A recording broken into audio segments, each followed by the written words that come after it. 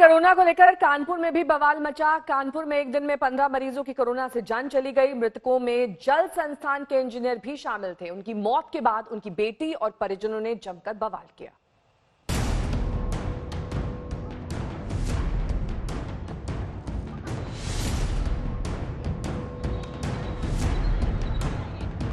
DM के पैर पड़ती कानपुर की एक बेटी।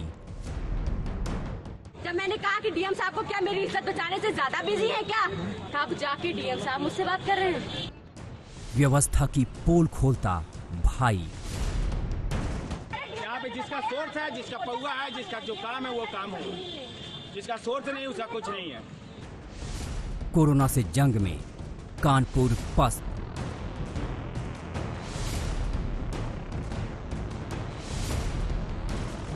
एक दिन में 15 मरीजों की मौत।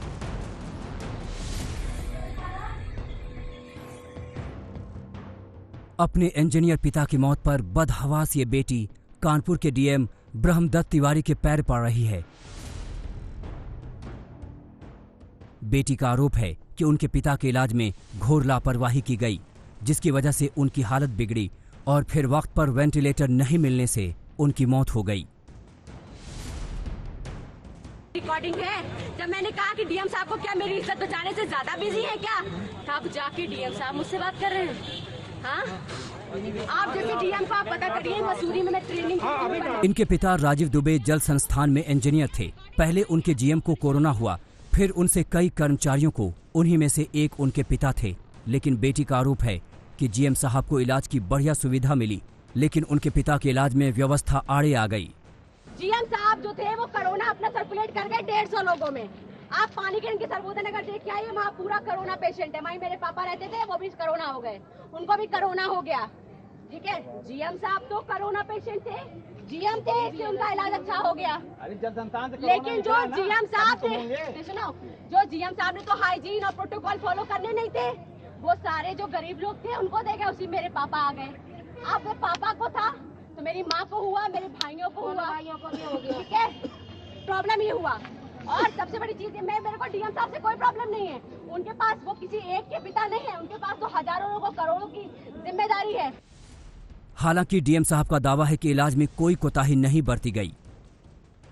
नहीं, देखिए, डॉक्टर अगर उनको वेंटिलेटर पर रखे हुए हैं और यथासंभव उन्होंने पूरी दवा दी है, डॉक्टर से भी यहाँ बात की गई है। अभी डिटेल रिपोर्ट डॉक्टरों की टीम से बैठ करके मैं उसकी पूरी समीक्षा करूँगा और इस पेशेंट के बारे में। चलिए मान लेते हैं कि डीएम साहब सच बोल रहे हैं, तो सवाल यह है कि क्या इंजीनियर राजीव दुबे को प्लाज्मा थेरेपी दी गई? डीएम साहब जी, प्लाज्मा थेरेपी दी कैसे जाती? क्योंकि यहाँ तो बिना सिफारिश के इलाज कराना संभव ही नहीं है।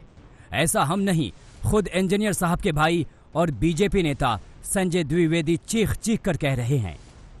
यहाँ पे जिसका सोर्स है, जिसका पौआ है, जिसका जो काम है वो काम हो, जिसका सोर्स नहीं उसका कुछ नहीं है।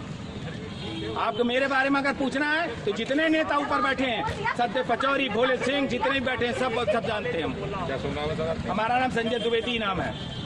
ठीक है, आज मेरी भारतीय जनता पार्टी के कार्यकर्ता, कार्यकारिणी सदस्य और प्रदेश कार्यालय में रहकर अगर मैं अपने भाई को नहीं बचा पाया तो ऐसी बीजेपी को मुझे कोई जरूरत नहीं है। कानपुर में कोरोना का कोहराम इस कदर मचा है कि बीते एक दिन में 15 मरीजों की मौत हो गई। शहर में कोरोना विस्फोट के बाद प्रशासन के हाथ पांव फूलने लगे हैं। साथ ही कुछ और आज यहाँ डेथ हुई हैं जो वेंटिलेटर पर जा चुके मरीज थे। तो वेंटिलेटर के मरीजों को कई बार पूरे प्रयास के बावजूद वेंटिलेटर से वापस आने में काफ़ी कठिन इलाज रहता है।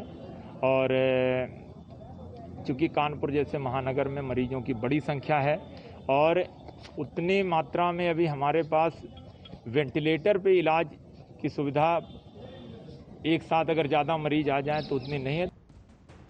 यूपी में बीते 24 घंटे में कोरोना के 4600 से ज्यादा मामले बढ़े हैं। अब तक 2028 लोगों की मौत हो गई है। यूपी में कानपुर, लखनऊ, नोएडा और आगरा सबसे ज्यादा प्रभावित हैं। ऐसे में लोगों को मास्क और 2 गज की दूरी का ध्यान रखना बेहद जरूरी है। रंजय सिंह, कानपुर, आज तक।